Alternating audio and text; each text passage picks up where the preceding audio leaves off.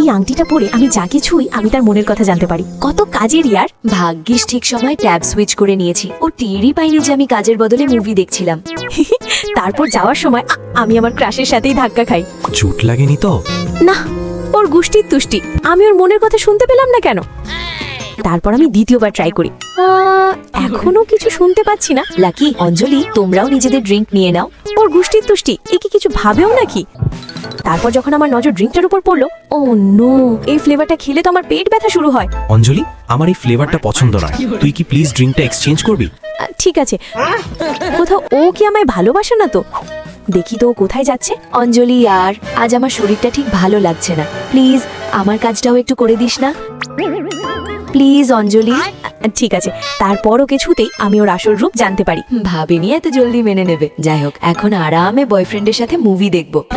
এরপর নিজের কাজের পাশাপাশি আমাকে নিধির কাজও করতে হয়, যে কারণে আমি ক্লান্ত হয়ে পড়ি। কিন্তু তখনই সেখানে লাকি চলে আসে। আরে তুই কখন ফিরলি? এই নে, তুই মুভি এনজয় কর, ততক্ষণ তোর কাজ আমি করে দিচ্ছি। আরে ওর ডকুমেন্টস গুলো তো দে।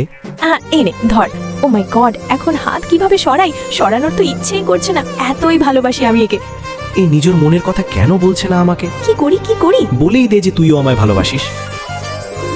তুই আমার মনের কথা জানলি কি করে? আরে কিন্তু এ তো, তার মানে তুই সব সময় জানতি যে আমি তোকে পছন্দ করি? আরে আমার পাগলি।